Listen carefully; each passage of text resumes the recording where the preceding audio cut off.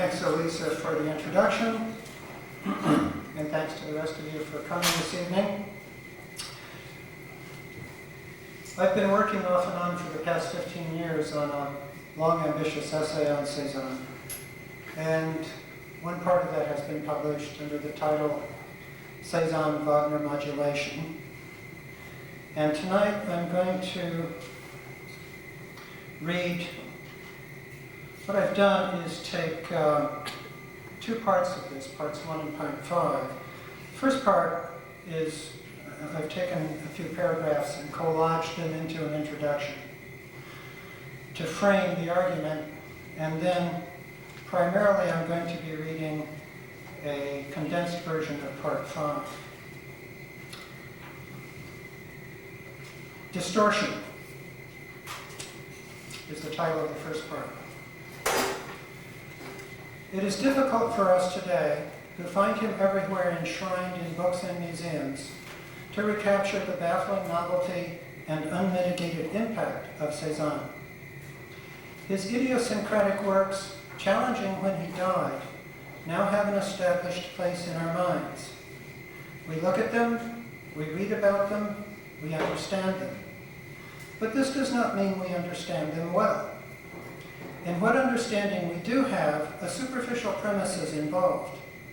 It is stated in my title, in a word planted on Cezanne early while he was still alive. Cezanne's paintings are thought to contain distortions. When Pissarro reproached Huysmans for excluding Cezanne from his book on modern art, published in 1883, Huysmans coolly wrote back, "Yes, he has temperament, he is an artist, but in some, with the exception of some still lives, the rest is, to my mind, not likely to live. It is interesting, curious, suggestive in ideas, but certainly he is an eye case, which I understand he himself realizes. Learning, it may be, to doubt his work in the language and ideas others had given him, Cezanne knew well what Huysmans meant. According to Jules Borlet, who visited him in 1902, as the two men sat in front of a farmhouse overlooking the town of Aix, Cezanne reached out his arm to measure the steeple of the cathedral between his thumb and index finger and said, "How easily things like this can be distorted. I make great efforts and have much difficulty. Monet has the ability to look at something and draw it instantly in proportion." Witness the man who towers over painting like Einstein over physics, humbly apologizing for what he perceives to be his deficiencies. The notion of Cezanne's paintings as distorted can be traced to none other than he who made them. And plainly to Cezanne the word meant something was wrong. Yet in his lifetime, an upheaval in how paintings were made and seen was already underway. With this sweeping change, the connotations of the word distortion, in an extraordinary reversal, went from negative to positive.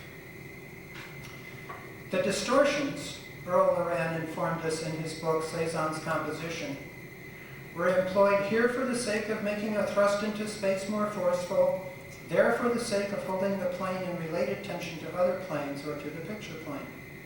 Loran made clear his criterion of the undistorted when he compared Cezanne's paintings to photographs made of the motifs.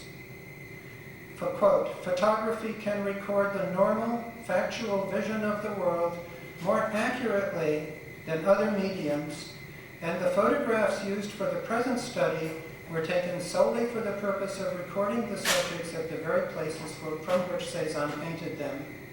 And, in general, the photographs are simply offered as the best available means of conveying to the reader what every person of normal vision knows about nature, and diagram 1 is a tracing from the photograph of the motif, showing the spatial locations exactly as they are." The trouble with saying that Cezanne's pictures contain distortions because they differ from perspective pictures lies not in equating such pictures to some objective features of the visible, as a model lies in relation to that which it exemplifies, but in equating them tacitly to vision. Though perspective pictures describe with formidable exactitude certain facts of things, though the geometry is that of optics, though this geometry states a reciprocal relation of looking to looked at, such that the one can be extrapolated from the other, though people can be taught by drawing in perspective to see in a perspective way, gradually finding in their experience of real things the outward manifestation of an inwardly digested form, so that perspective becomes in their case a form of perception. Human visual experience is neither determined by optical geometry nor inherently endowed with a fixed ratio of progressive diminution. Anti-Cezanne people thought there was something wrong with his eyes because his pictures failed to fit the standard model. Pro-Cezanne people thought he saw things as we all do, that this was identical to seeing them as they would appear in perspective or in a photograph, and that he then deformed or distorted them on purpose for the sake of a higher good, that of pictorial order. Both groups raised pillars of reason on beds of sand.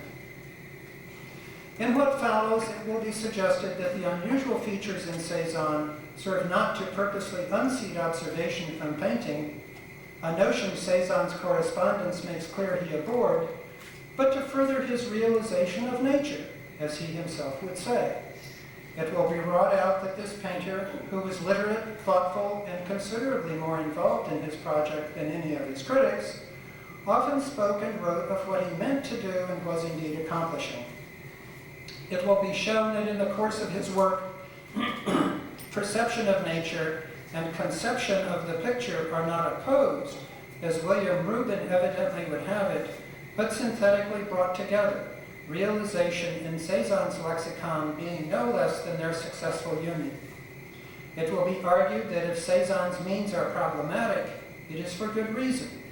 Through his means, he negotiates a truce between the surface and his subject, space virtual and space real, and it is just these tensions, fought out with these means, that make his work, Passe Greenberg, lastingly important and vital. It will be accepted that formalist critics are right in pointing to the tight organization of the surface and to its autonomous significance, wrong in failing to appreciate how strongly this order derived from, and therefore signified as well, Cezanne's involvement with his surroundings. It will be argued that in the only sense meaningful to his art, Cezanne painted what he saw, and so on and so forth. Now I'm going to go to part 5, which is called Existential Perspective. And it begins with a quotation from Leo Tolstoy's novella, The Cossacks. But early next morning, being awakened in his cart by the freshness of the air, he glanced carelessly to the right. The morning was perfectly clear. Suddenly he saw, about 20 paces away, as it seemed to him at first glance, pure white gigantic masses with delicate contours, the distinct fantastic outlines of their summits showing sharply against the far-off sky. When he had realized the distance between himself and them, and the sky, and the whole immensity of the mountains, and felt the infinitude of all that beauty, he became afraid that it was but a phantasm or a dream.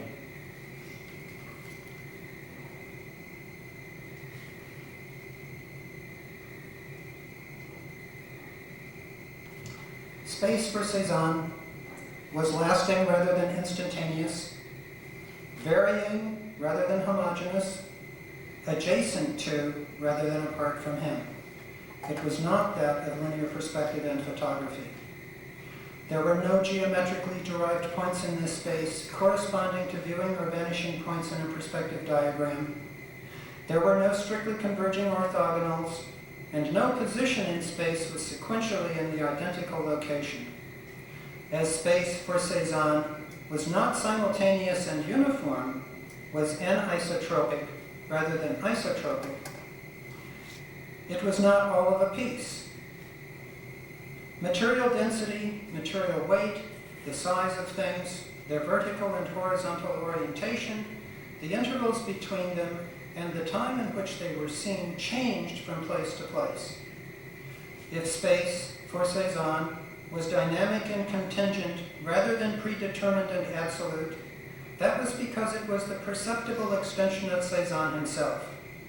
The spatial matrix around him constantly shifted, yet it always radiated from him, was centered on himself, and was the medium in which he stood, walked, gesticulated, peered about, picked things up, and set them down. From his command post within his body, he occupied an extensive world.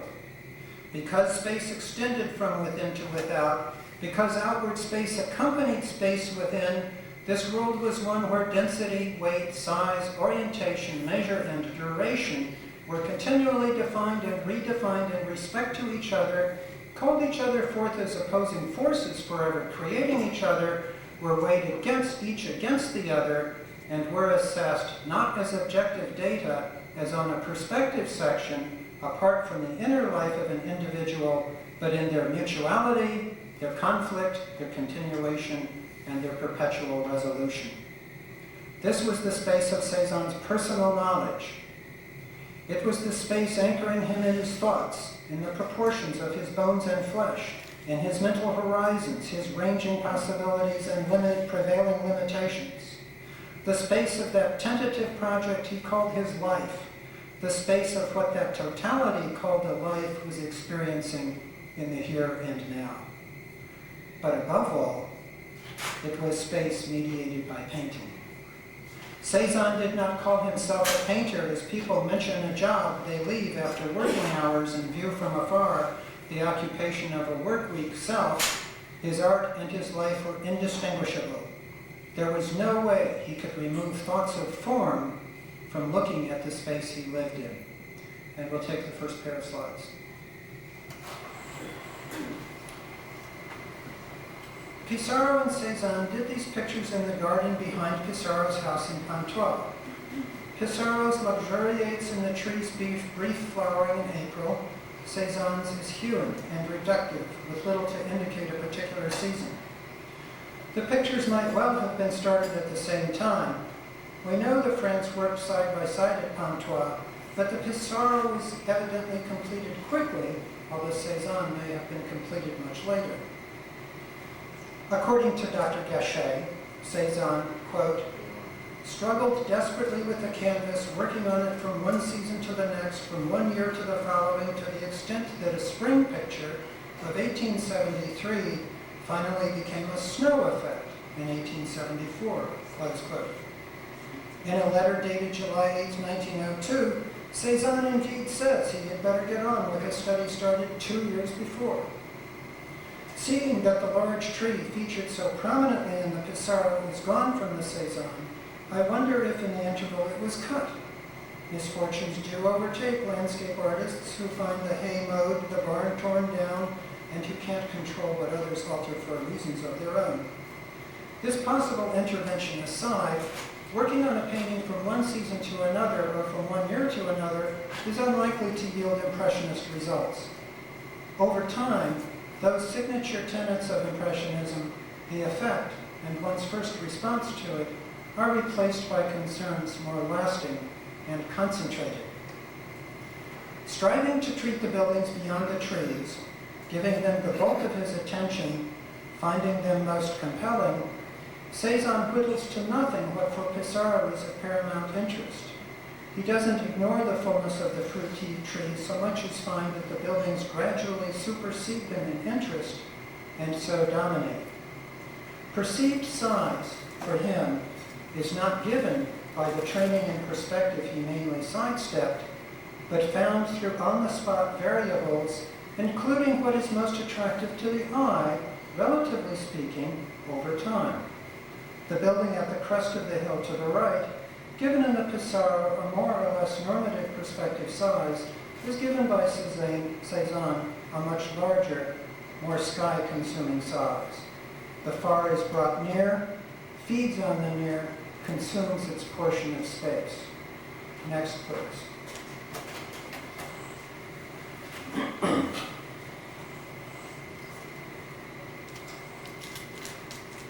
Consider a Mont Saint-Victor in the Metropolitan Museum of Art. Left slide. At the right, where in actuality it joins the hill, the railway viaduct partakes of the distant trees and buildings, melts into the terrain, and is blurred. At the center, it sticks to the tree trunk that cuts it vertically. Here its arches are finely delineated, contrasting strongly with the hill. From far away, peripheral, and out of focus, it stands near, comes into focus, joins the trunk of a tree rooted to the slope below Cezanne's standing spot not 50 feet away. The intersection of tree and viaduct at the center of the picture is also the center of Cezanne's attention, the locus of his gaze. So the tree and viaduct, standing greatly apart in actual space, are partnered and grouped together. The far is brought near. Cezanne is not picking his way down the hillside to hike across the valley to the viaduct. He is looking at the landscape as if it were a curtain. Nothing but sensations, pure swarms of relata analogous to marks on a surface. A radical switching back and forth of location occurs. Talk of what intervals were really there is meaningless. Such talk could only refer to what was there metrically, and change distances such as surveyors call out. This will as little explain such adventures of looking and picturing Cezanne engages in, as will talk of his paintings as distorted. So fervent is his desire to cast all intervals, all glances, all moments of global visual experience as a coherent narrative, without falling back on time-worn conventions, that seeing the viaduct belong both with the hill and with the tree becomes a form of perception he allows and that is vindicated in his immediate sight. The Mont Saint-Victor with Great Pine at the Courtauld Institute, on the right slide, is similar and probably also from the mid-1880s, but from a different standing spot. In this version, there appears a building on the left. Though it occupies the middle distance in metric terms, in visual terms it is strongly associated with the vertical tree trunk of the nearby pine. To Cezanne, the house and tree trunk were visually proximate, just as were the viaduct and tree trunk in the other version, yet the house sits in the middle and near distance simultaneously, generating much spatial reverberation, a visual thrumming, as of a giant gong that occupies space near and far at the same time. Next, please. In Cezanne's works, there are many instances of distant things brought near and even enlarged relative to a conventional representation, and often this happens because the far off and nearby are visually congruent, as with the aqueduct in pine, as with the building in pine, as in yet another painting, the vase of tulips. In the actual setup, the apple is a foot or more behind the vase, but Cezanne sees the apple partially eclipsed by the vase, sees both in terms of the flat surface, thus sees them joined. In that the apple perches on the vase's shoulder, its scale analogously is more ample, more engorged than that of the two oranges in the lower left, though the oranges are ostensibly closer. Metric distances and their perspective correlate are simply disregarded. They are deemed by Cezanne in the heat of his picture grinding process to be irrelevant. They wither, fold into each other, or dissipate, and the measure of relative size is not constant either, as it would be in a photograph of the same arrangement. There is a different scale for the spatial area of the far apple than for that of the closer oranges. What is impossible from a yardstick or perspective point of view becomes compellingly truthful while painting a picture piecemeal with unblinkered gaze from a setup directly confronted, using a method that allows him to follow where his experience leads. Distance collapses. The apple is simultaneous back there at the rear of the table and up here with the vase. There is enormous spatial pressure. Next, please. Consider the still life with plaster Cupid. Fruit, onions, plate, and Cupid on a table, Then the floor, a blank canvas, and 2 paintings, one of them showing another cast in Cezanne's possession, a flayed man. Finally, just below, on the floor, some 6 feet or more behind the table, a solitary apple. Bodies seen in space are all convex, Cezanne said to his son. To Riviere and Schnur, he said, everything is spherical and cylindrical. Enunciating this formula, they report, Cezanne would indifferently show an apple or another object that was positively spherical or cylindrical, or a flat surface, such as a wall or floor. Here Cezanne renders the floor as a convex volume, at once airy and solid. He also stands it vertically on the canvas to support the solitary apple as a plinth supports a bust. If he converts flat to volumetric, he converts further away to higher up, to a higher up that rebounds toward the surface. And the statue participates in this conversion of depth to height, his stacking of space up and up the rectangle, this depth that returns. It is elongated compared to other of Cezanne's depictions of it, and the blank canvas is like a pair of wings, the left wing sinking into the Cupid's base, the right wing shifting upward in concert with the Cupid's raised shoulder and the upward fleeing floor. Cezanne saw that far-off apple, not in isolation, but adjacent to the much closer belly and chest of the Cupid. The apple and the area around it took on an augmented, Cupid-sized scale. Reading from back to front, from top to bottom, we see the lone apple with the Cupid with the still life on the table. The 2 wings of the blank canvas bridge the lone apple and those on the table, the distant and the nearby. The remote is hurled on the proximate. Depth is constructed in the close-knit integrity of the surface. Next, please. It seems that for Cezanne, the far is a reciprocal function of the near. An especially fearsome instance of far and near colliding in the same thing, in defiance of objective measurement and the ready-made apportioning of space doled out by perspective pictures and photographs, is to be found in the Chateau de Marine. Painting the distant chateau, Cezanne saw it through an opening in the trees. Like the buildings in the orchard at Pontoise, it was of considerable interest. Like the apple in the still life with the Cupid, it was linked visually to something nearby. So it stepped forward, overtaking, perceptually speaking, the ostensibly much closer trees, even closer building to the left, still closer building on the right, a slice of which Cezanne has included. Yet the chateau considerably retains a scale appropriate to its remoteness. It is far off, though thrusting forward. Again, space collapses. Again, there is a hurling of one set of sizes on another, as may happen in looking at real things while articulating their relationships on a flat canvas without preset rules. Next, please.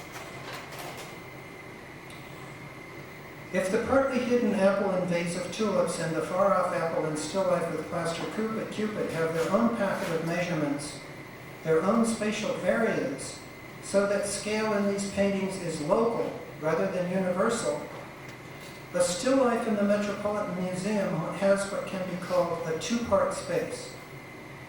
The area of the plate and 4 fruits on the left is reduced, that of the plate and 4 fruits on the right enlarged. The picture space is not homogeneous, yet it is continuous, for there is no break, no manifest boundary between the 2 areas. As we read from left to right, from one zone to the other, there occurs what can only be termed spatial drift, a progress from the shrinking away compact, smaller, and lower down qualities on the left to the welling up, expansive, larger, and higher up qualities on the right.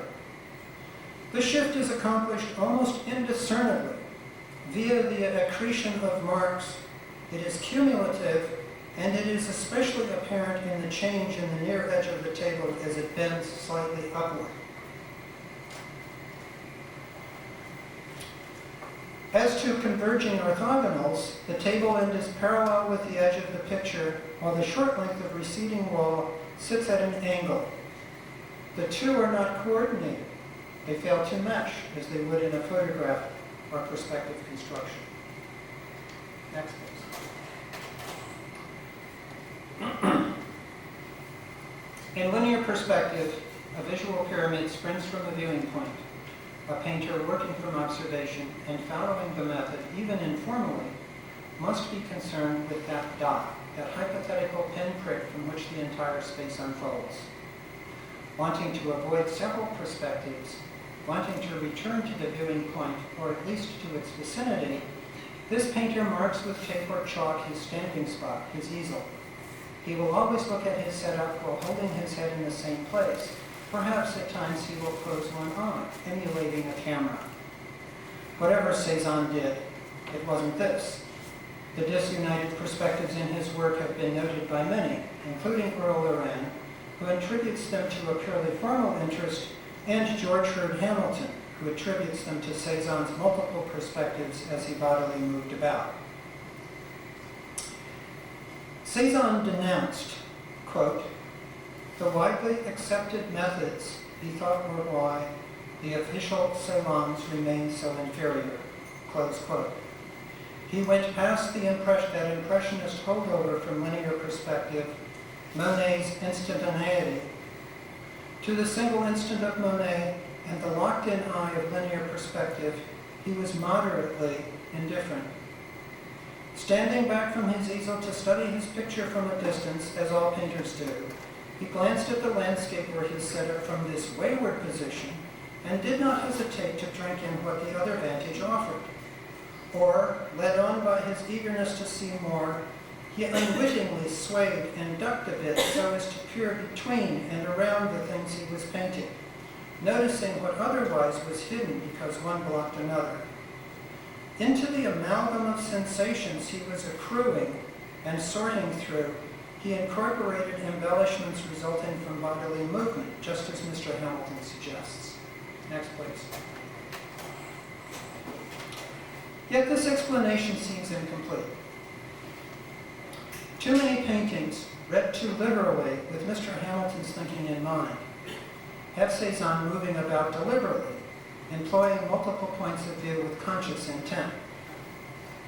Imagine the artist, while painting the man with arms folded, standing first to one side of the sitter to paint his left eye in profile, then in front to paint his right eye straight on. Cezanne must move his easel as well as himself. That a man in many ways tradition-minded, who soured on Bernard and Gauguin because he found their work disrespectful of nature, could engage in so calculating a procedure is hard to believe. Shifting his point of view on purpose was unlikely to have occurred to him. Next, please. He almost certainly did move about somewhat, did note variant sensations, and nail some down with a brush. But it was more a stepping about of feeling than of literal movement that was involved. The feeling of always facing things head on, even when they were oblique, of being among them rather than have them stand at a distance, of being occupied with one of them to the gaze-filling exclusion of all else, of having empathy for them as if he were they, of having them evolve across time so that their multivalent character was continuously disclosed, and in particular of having them simultaneously spread all their facets before him as though their riches were scattered onto a surface. These two were determining factors. Add to this that our body expresses our outlook. The way we stand and move signifies our mental habit, our response to the situations in which we find ourselves. We stand upright or hunched. We move stiffly or loosely. We gesture widely and generously, or hold our hands and arms close. As Cezanne's mental habit was frequently one of intense involvement with the space he was looking at, that space participated, by association, in the ever-changing position of his body, the virtual shape described by his posture and gestures. Space itself had his breadth of shoulder, his length of limb, his knotted joints, his bearing. Space itself was Cezanne-like. Next, please. Consider that well-known still life, the blue vase. Behind the vase is a platter, very faintly pinched into two globules like a cell dividing. Cezanne leaned a bit to the right, leaned a bit to the left. His visual appetite was insatiable. He wanted the whole vase and the whole platter together in their mutuality and variety of aspection revealed over time. And these gestures of body and mind, bearing both on the platter and on his inner life, were incorporated in his sight, became what he saw of the actual things while painting a picture of them.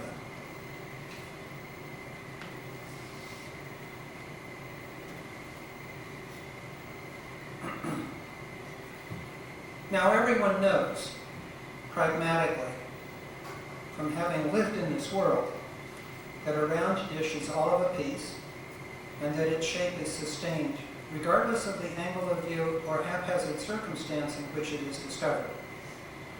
Yet in a photograph, round things become ovals. That's because perspective and photography reduces everything viewed obliquely to a default shape. If platters become ovals, tabletops become trapezoids, and the proportions of both are determined absolutely by the rules of geometric projection. For draftsmen, the ability to overcome pragmatic knowledge and reduce the visual display to geometrically projected shapes involves a high order of abstraction and considerable skill, and must be learned. Students with no experience of drawing from observation and no prior notions will give tabletops a shape more upturned and rectangular than perspective allows. They will admit to seeing into the round mouth of a jar from where they sit, yet draw a straight line across the top of the jar as if seeing it in profile. To speak of what they really see is to speak nonsense. Between their knowledge of vessels with round openings and the demand that they render salient aspects of the visual display, there is an irreconcilable clash. The table and vessel wavering before them are, pictorially speaking, neither fish nor fowl. Once students have learned perspective, though, and have internalized their knowledge, they are empowered. They can freely name tables and vessels with the appropriate perspective shapes. This practice surmounts, overwhelms, drowns their innocent but authentic gropings. All the problems of casting the visual display onto a flat surface are shelved, for these students know how to draw. Perspective once had little to do with their looking at things, but now it does. Cezanne, in contrast, does not say to himself, "I am here, the platter is there, between us is a screen upon which it is automatically projected," and then see the platter as if this were the case in fact. Declining to impose the abstractions of projective geometry upon the visual display, he does not start by assuming that things will be pictured as circular, oval, rectangular, trapezoidal, or any categorical shape. He goes past his pragmatic knowledge of things, past logical abstractions, straight to the innocence of the rank beginner who suffers from uncertainty. Yet if Cezanne is uncertain, he is far from lost. He is eagerly hunting and is guided on his hunt by a highly developed capacity for pictorial order, a penchant for complex themes on himself in nature, a formidable ability to regulate visual experience with his constructive stroke.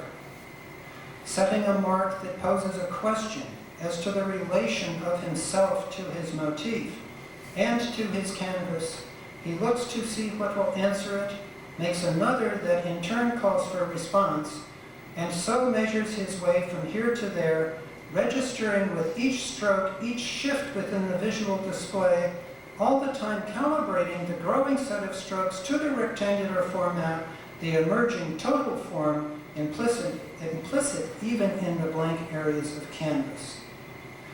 The purposefully inconclusive one foot in front of the other method allows him to catch the truly unexpected.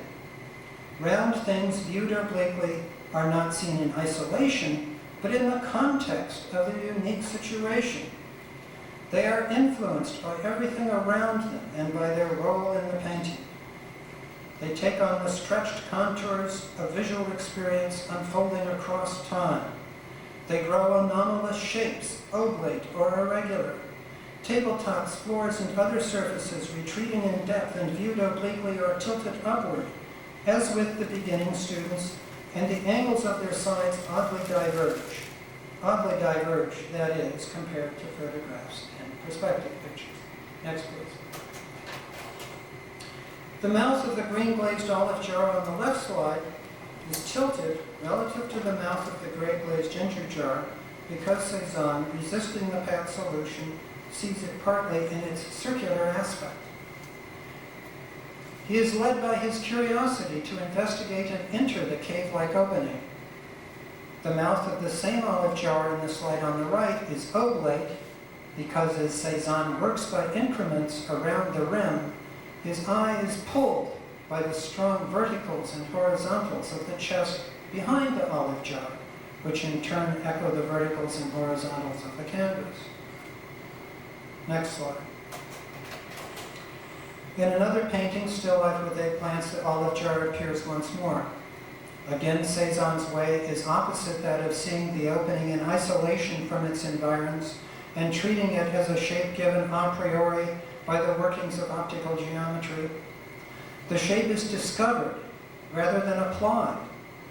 It rises from an experiential field unusually elaborate as Cezanne juggles naive experience and painting, the unreified phenomena of innocent vision and concrete form.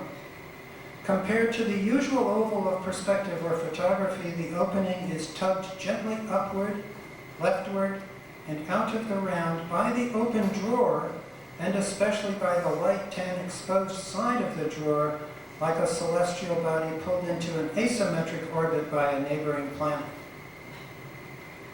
Next, please.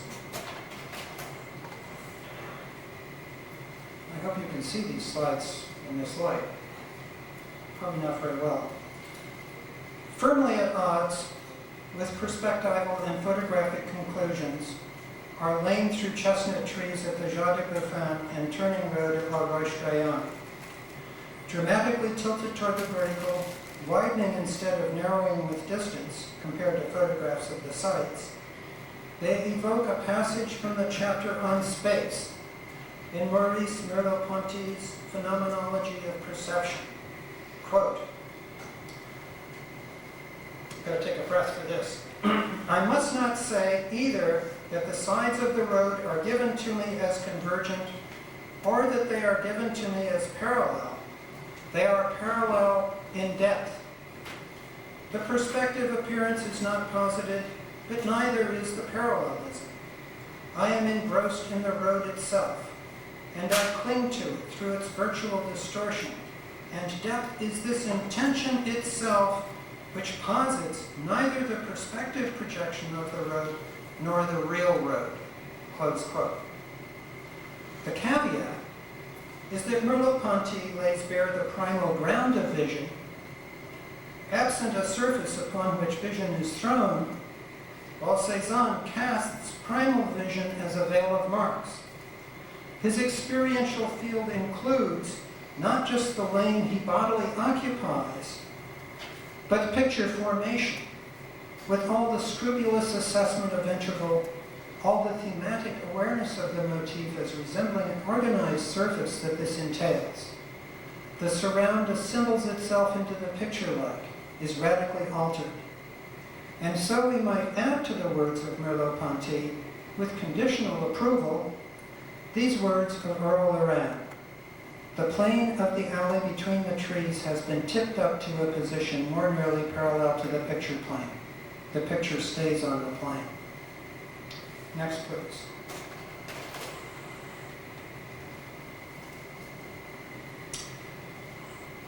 In 1902, Cezanne built on the hill called Les Louvres, the studio he would occupy for his remaining years. From it, he could walk a short distance up and over the hill to where a narrow lane branched away to the right, cutting across a knoll. The earth on the uphill side of this lane was held by a stone wall. Here, in the lane, the wall at his back, he chose to meet Maurice Denis, who photographed him at work, bottom of the left slide. Using the photographs and a drawing he made of the view, Denis then painted Cezanne on the motif, top of the left slide. The painting reveals, behind Cezanne's head and easel, a sloping field with trees in it, large and small. A painting by Cezanne in the Atkins Museum in Kansas City, right slide, evidently shows the view Cezanne was looking at in the photographs, for it includes the same sloping field, the same trees. At the far side of the field, according to Cezanne's painting, the slope continued but was covered with woods. From the foot of the slope, past the woods, the rolling plain, interrupted by cropland and buildings, stretched away to the warm mass of rock. The reason for going into these matters topographical somewhat doggedly, and for guessing at Cezanne's standing spot for each of several pictures, as I eventually will, is to argue, if it still needs arguing, how indistinguishable his formal themes are from his perceptual ones, how inseparable are both from the particulars of where he placed himself and what he was able to take in. He could not arrange the countryside around X as he so carefully arranged his still lives, but he could and did adjust his motifs by choosing with much discrimination a place to stand. From various positions in the lane and field, he painted 27 watercolors and oils of the Mont Saint-Victoire. Next, please. The first remark to be made about these paintings is that Cezanne's distance from the mountain varies little, yet the size of the mountain varies much. If the treatment of roads in lane through chestnut trees of the Jardin de Dauphin and turning road of La Roche-Guyon is at odds with perspective, so too are such differences of height, width, and bulk. Though roads are ribbons retreating into depth, mountains pyramids or towers rising vertically, they share the same underlying question, that of size seen at a distance. Is not a man smaller at 200 yards than 5 yards away? Merleau-Ponty asks. He becomes so if I isolate him from the perceived context and measure his apparent size. Otherwise, he is neither smaller nor indeed equal in size. He is anterior to equality and inequality. He is the same man seen from further away. My visual field has no definite capacity, and it can contain more or fewer things according as I see at a distance or near. Apparent size is not definable independently of distance. It is implied by distance, and it also implies distance. Convergence, apparent size, and distance are read off from each other, naturally symbolize or signify each other, are the abstract elements of a situation, and are within it mutually synonymous, not because the subject of perception posits objective relations between them, but on the contrary, because he does not posit them separately and therefore has no need to unify them expressly. Next, please. Mountains are like the man Merleau-Ponty speaks of. They, too, remain the same, only further away. 20 miles or more can be overcome by their enormity, yet their size is not fixed. They can grow or shrink according to whether they totally occupy our attention or compete for our attention with something else. Also according to whether we see them at a distance or near. They are like the Caucasus, seen in the clear light of morning, on waking, by the young cadet of Tolstoy's novella, for whom the peaks are at first but a startling 20 paces away as he is overwhelmed, but then quickly distant, fantastic, immense, partaking of the infinite sky. Mountains thus startling the observer in all their raw impact have yet to be pictured. As they have not been isolated from the perceived context and measured for their portrait, they have not been designated with size per se. Between overwhelmingly nearby and gaze-filling and huge but far off, they freely oscillate.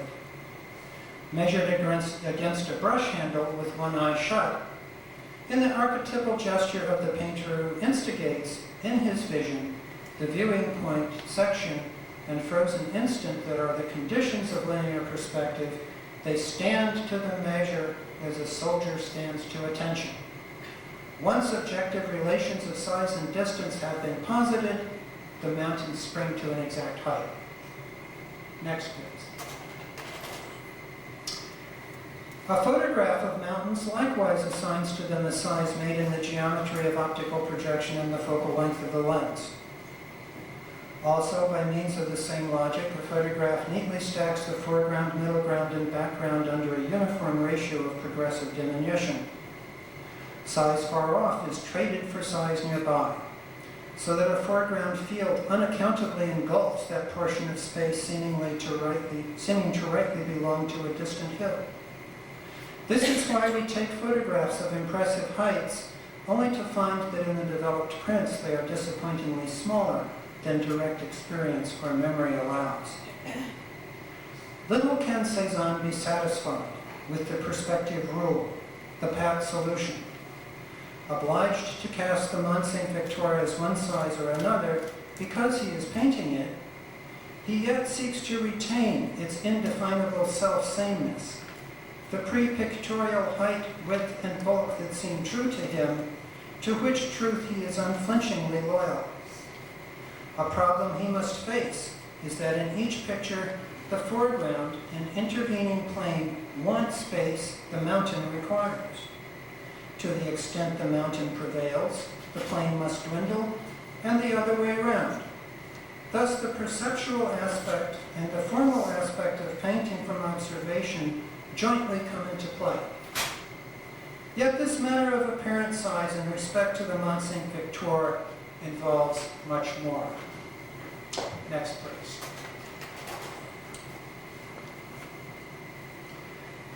Flinchingly shy, awkward among men, disappointed in love, swept by storms of emotion, named an eye case in print, betrayed in print by his best friend, Zola, who thinks him a failure. Cezanne retreats from people and their doings to X. Over his life there, the mountain rises. It represents his vanished youth, his isolation, his dogged persistence, the lofty aspirations for which he has mostly abandoned hope. As the mountain presided over the plain long before and after the Roman conquest in the 1st century AD, so does Cezanne at those rare moments when he is able to glimpse and accept his own worth, still long to preside over the conquest of the task he has set himself and over those of his countrymen who by the turn of the century have forgotten even to disparage him. It is he, bald as the naked rock, who observes from on high the doings of the countryside below. The mountain's magnitude is equal to the greatness he once thought was his to seize, together with Zola, and that even in the depths of his discouragement is flowering under his hand, as he intermittently understands. To him, the peak is more than the intervening plain, over which his gaze makes its way, stumbling and stopping toward the looming gray-white eminence, the embodiment of his growing up, of his watchfulness, and of his suppressed pride. That which we desire is remote. We cannot grasp it, yet it exceeds what we have. So the desire stands away from us, yet overpowers the near. Thus, just as a floor or table, separating us from what we reach for, participates in our stretching out our arm, so does the interval separating us from that longed-for object participate in our longing. For how can there be desire without distance? Next, please.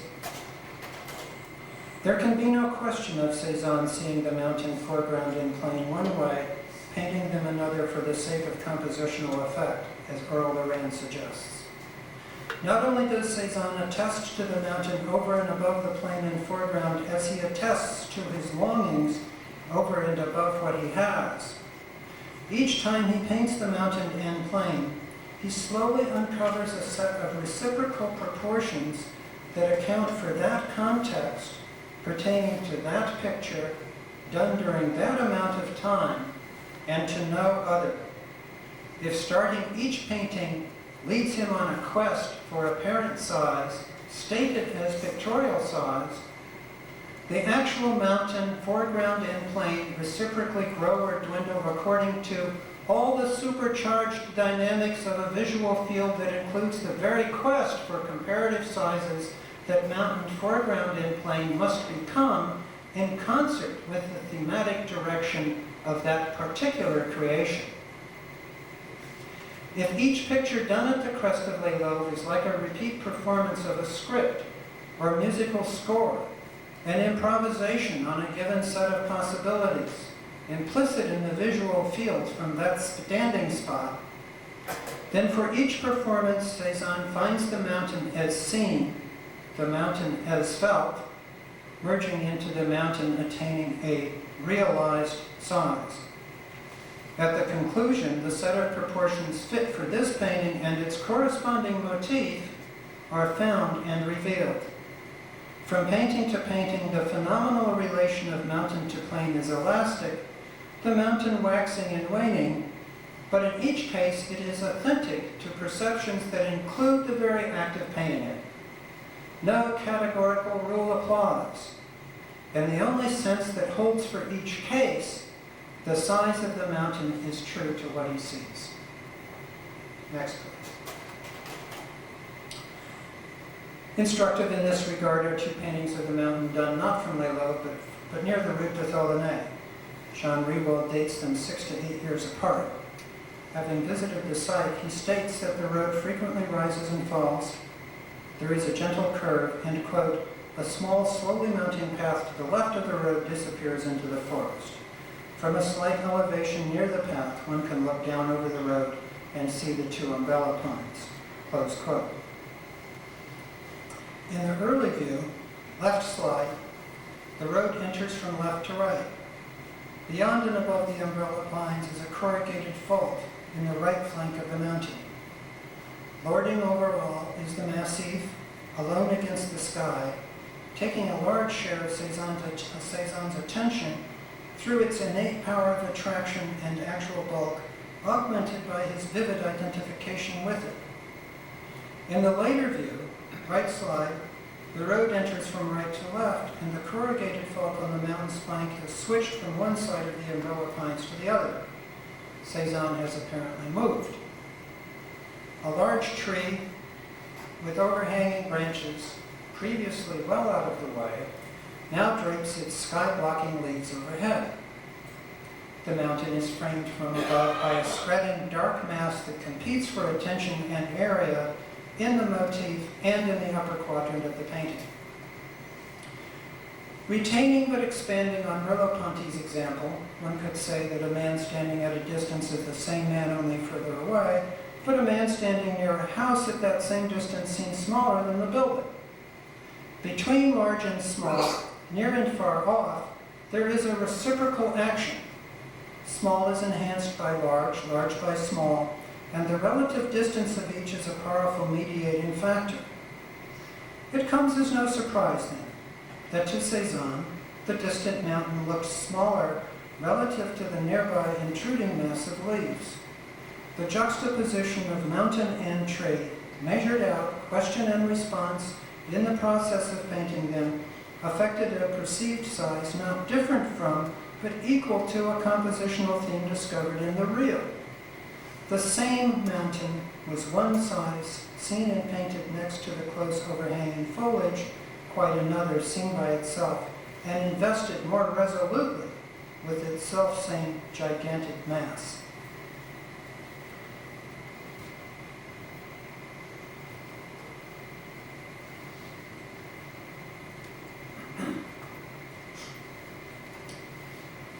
in that the mountain's size ballooned or dwindled from painting to painting. Its perceived size was in a sense transparent. What I call the transparency of perception is a matter I will next elaborate. We are surrounded by things that last. They continue beyond our direct experience of them, just as we continue whether we are directly aware of them or not. And we orient ourselves within our surroundings partly by this dependability. The chair we customarily sit in retains its shape and stays planted. The half-full coffee cup we misplaced waits patiently where we put it. Yet, in our ongoing visual contact with them, things dynamically burst forth, loom, rush past, dissolve, retreat, and disappear. We walk past them, they glide by. We glimpse them around a corner, they stand forth. We direct the majority of our interest at them, they take up our attention. We lose interest and direct our attention elsewhere. They subside, degenerate into vagueness. We turn away, they vanish. Moreover, even when we are engrossed with a particular thing to the exclusion of all else, we gradually see it from a different prospect as time goes by. We are not exactly the same in respect to thought, feeling, interorganic process as we were before. We cannot now be the same. We cannot now be the same as we were, for the future has become the present the past. Our outlook is not fixed in time. It evolves progressively across time. And this temporal motion of the self ever forward registers visually as a sequence of fixations called saccadic. We pick our way through the visual field by rapidly jumping our gaze from one salient feature of the field to another, weaving sets of fixations into intelligible wholes. We're not aware of this, by the way. Time goes past, visual experience continually decays even as it is reborn, and we are slightly other than what we were a minute, an hour, a day ago. Thus do we grasp the stability of material things persisting outside us through the ceaseless flux of our inner life, much as we see stones through the water of a clear, fast-flowing stream. Next, please. It is this duality of sameness and transience, this solidity growing from transparency, this retaining of the multitude in the single view that Cezanne represents, and not only in his different versions of the mountain. In an incomplete picture in a Perelman collection at Princeton, viewed near the Route de Tholaunay at the Chateau Noir, he draws the foreground hill and farmhouses in blue and assigns to them several heights and sizes. From his standing spot up the slope, his gaze principally travels above and beyond the hill and house on into the distance, and comes to rest in the area bounded on the right by the tree trunks, on the top by a strong horizontal, on the left by a distant pine, on the bottom by the diagonal of the roof peak. This area is the center of his attention. Armed with a round martenhair brush, he sets off on the trail of placements and proportions that will convey these relations. Whenever he focuses on the sky, the hill lowers. You look up, the horizon drops.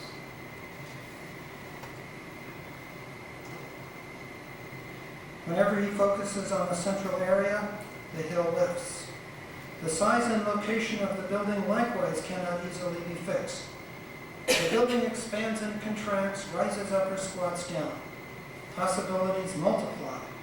And this multiplication is itself truthful to Cezanne's experience, absent conventional expectations. He is not making a series of mistakes, but finding his way. Engrossed in a process that is itself the object of his interest. Next, please. A number of Cezanne's late still life watercolors frankly display the scheme of sizes and placements he throws down, as if casting a net to capture the fish of solidity. To an extent, this results from a medium allowing preliminary pencil work to show through. But it's significant that Cezanne doesn't care if those first loose sweeps of the lead can be seen. Whether with pencil or brush, he often draws the contours of things more than once, in fact many times. As he jumps from one contour to another, they not infrequently migrate considerable distances across the paper. Those he finally settles on are reinforced and pinned down with patches of color, which, however, do not necessarily attach to and fill in the lines.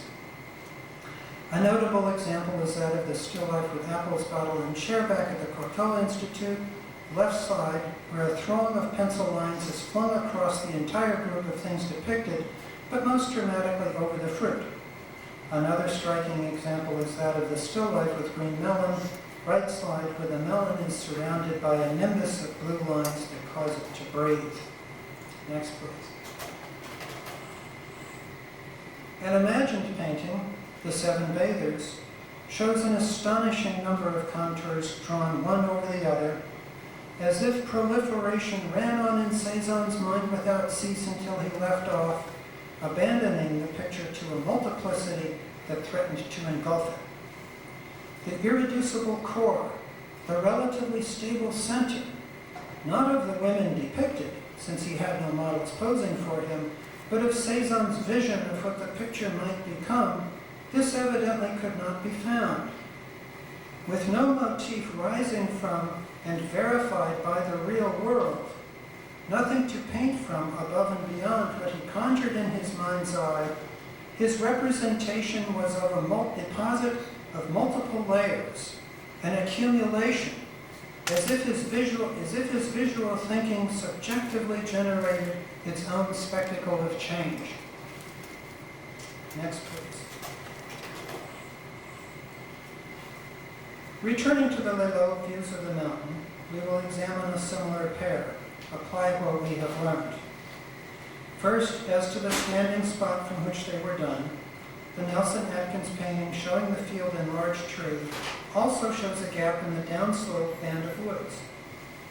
Through this gap, as through a window, appears a narrow swath of plain. The closer we are to a window, the more we see of what lies beyond. Cezanne went downhill, past the large tree, toward the gap, thus opening up his view of the plain. The remaining short stretch of grass became visually inconsequential, and a previously hidden road and some buildings swung into view. Next, please. The two pictures were painted within roughly the same span of time and are companions, at times hanging together in the Philadelphia Museum of Art. Rewald dates one 1902-04, the other 1902-06. They share the band of trees in the foreground, the road, the buildings, and a central, roughly triangular clump of trees. Surely, from the same spot, the mountain was the same size, ordinary expectations suggest. Yet the mountain is much bigger in one version than in the other. For this, there is no single cause, no simple explanation. One cause worth mentioning, though it may at first seem far-fetched, is time of year.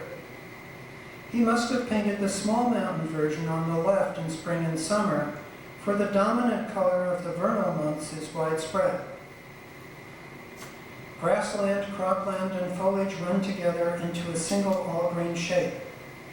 And he must have painted the big mountain version in the hibernal months, for here the pervasive green is considerably supplanted by tan and rust. During late fall and early winter, pastures glow emerald, while deciduous trees are bare and cropland stands fallow or is turned with the plow. What had run together into one large expansive shape, one prevailing and repeated color, spreading throughout and even into the sky as a greenish tint, is now several, localized, contracting. Small is enhanced by large, large by small, as a conclusion suggested by the two versions of the mountain seen from the path near the Route du Felonnet, and that conclusion applies here only with the added fillip of color. Cezanne saw the mountain small compared to the expansive mass of greens while working on the vernal painting, large compared to the divided compact fields while working on the hibernal painting. This, at least, was something of what was going on, but certainly far from all. Nature is always the same, and yet its appearance is always changing, Cezanne supposedly said to Gasquet. From all sides, here, there, and everywhere, I select colors, tones, and shades. I set them down, I bring them together, they become objects, rocks, trees, without my thinking about them. He begins his oil paintings as he does his watercolors, with lines that cast around for the scent. When he next puts down strokes of color, the casting around continues. Rather than let changing appearances coagulate and harden, he carries them into the next phase. His attention shifts from change to sameness, but the profuse, dynamic, and transitive aspect of his experience lingers on. The transparency of perception is less paved over with dubious certitudes than subsumed to mass. To understand this is to be ready for a most unusual manifestation of changing appearances made solid. Above the band of trees in the hibernal version of the Philadelphia Pear is a building or close grouped row of buildings with tile roofs in a series 3 or 4. In the late fall and early winter, the leaves have dropped and the roofs are behind bare branches, through which Cezanne can see. The branches are unnoticed relative to the more compelling beyond. They are supplanted by the beyond, just as they are in the picture Cezanne did in Pissarro's garden at Pontoise, just as in the Edinburgh Mont Saint Victoire showing the mountain through bare tree limbs. In the vernal picture, circumstances trade differently. Recall that Dr. Gachet reported that Cezanne worked on paintings from one season to the next, from one year to the following year. Cezanne starts this one in early spring when he can see the roofs. Consider them to be of his motif. Make room for them on his canvas. As the season advances, the buds unfold, and the roofs are rapidly hidden from view. As he does not think himself a living camera, and is not taking a mental snapshot of a particular moment or distinct stage of spring turning to summer, he winnows myriad sensations that accumulate as the painting develops in concert with the advancing year. The leaves break out, yet the roofs were initially there. Both are nodded to, acknowledged. Cezanne paints a compromise, an amalgam. All the roofs but one lend a sawtooth configuration to the leafed-out treetops, but the far left roof is displaced onto the field. Its color transposed from tile red to field green, showing as a roughly rectangular slantwise olive green shape lying athwart the field about 1/3 up from the bottom, 1/4 in from the left. It attests to the cumulative history of looking that went into this picture, the diametric opposite of Monet's instantaneity, or of a snapshot. And this, at least, is where I needed the pointer.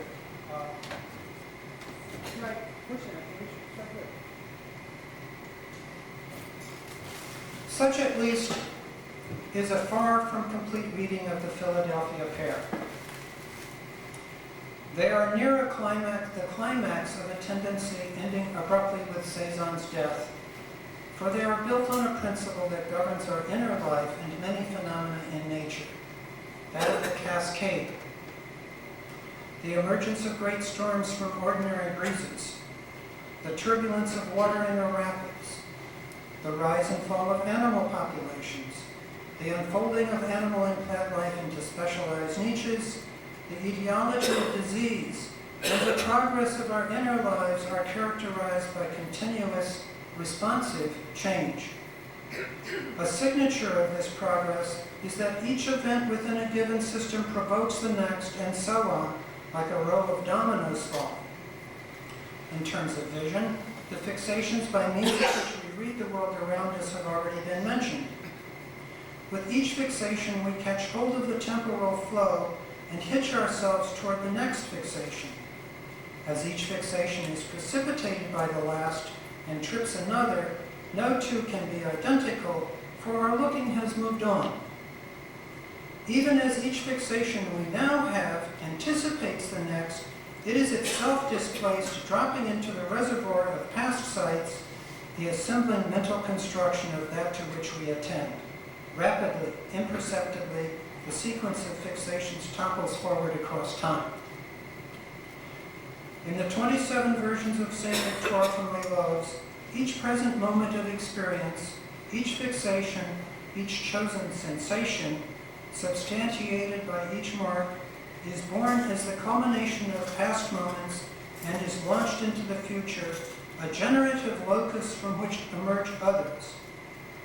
As our eyes travel through these images, we are propelled rapidly from one mark to another, for one implies the next, and each implies all. In each version, there is perfect balance and utter stillness. There is one unified, top to bottom, side to side, supramass, and there is a cascade of sensations, a vast, continuous rushing. Next, please.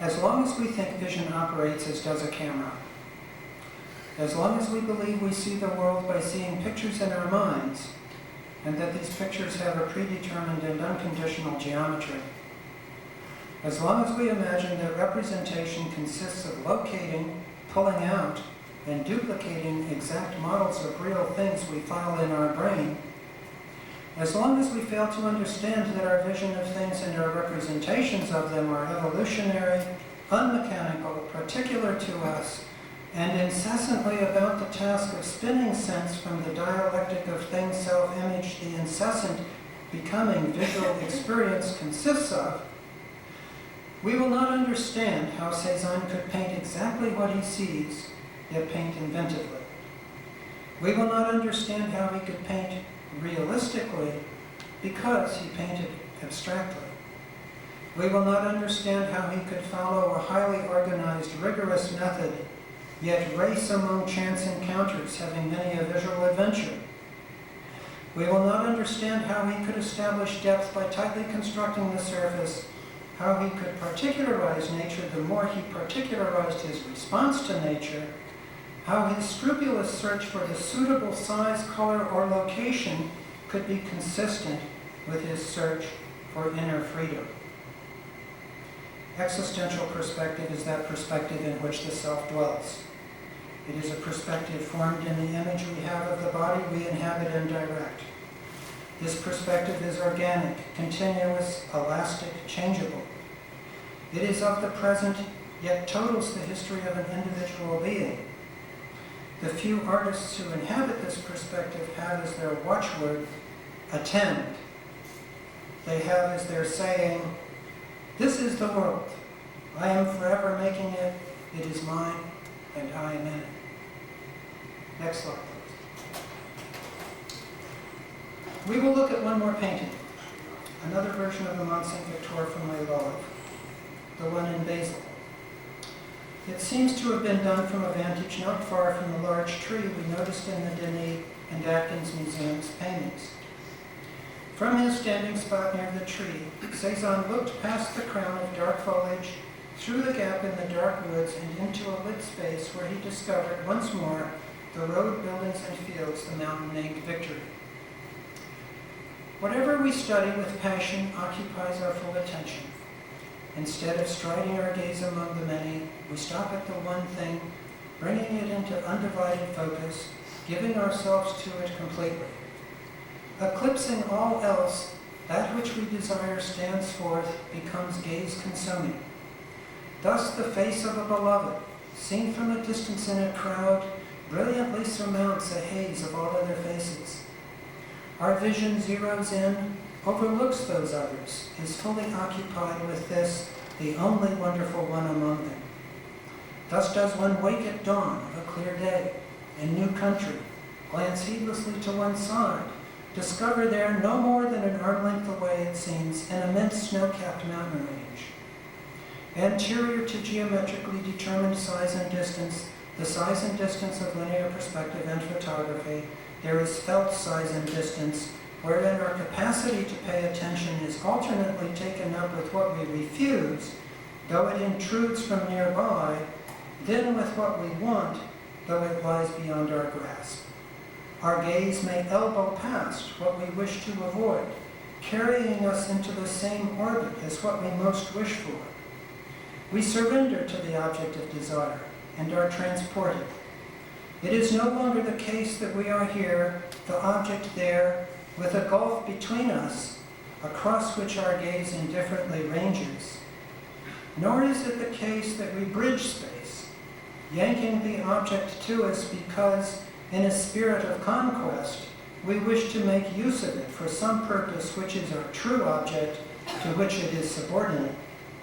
Instead, distance falls into a proximity within which the desiring self and desired object are but facets of an integrated perception, a completed sight, a full expression of our unappeased hunger.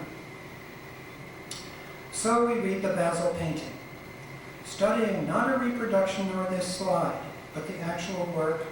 We stand at about the same distance Cezanne stood while painting it, a distance equal to that of an arm raised, an elbow bent, a hand holding a cocked brush. This is the posture Cezanne was photographed in while working in the lane on another one of these paintings, and such is the viewing distance this painting commands. Noting the general rigor and clarity of its architecture, equal to a formidable rhetoric, we then notice that some pale marks belonging to the ostensible far-off mountain sit on top of the ostensibly nearby tree. The actual paste is overlaid, far on near. As soon as we see this, the far is promptly hurled on the near. The lit area comes sharply forward. We are occupied with it, and the mass of foliage on the left becomes nebulous and wraith-like, lapsing into an attenuated spatial limbo, an area grouping with and little distinguished from sky. Yet our reading is not done. For if we next look from the lit area to the tree, a quite drastic shift occurs. The tree fills out, takes on volume and definite location, becomes more than it formerly was as we take it in. Now, with this shift of our attention, it steps tremulously yet solidly in front of the distant scene. This, then, is the primary drama of the picture, a perceptual drama, expressed through Cezanne's formal means as an extreme plasticity. The contest between a dark, looming, oppressive nearby mass Cezanne wants to go past and a longed-for realm of light and air. Into that distance, that realm of the radiant, lofty infinite, we too are carried. We encounter Cezanne's obstacle, enter his tension.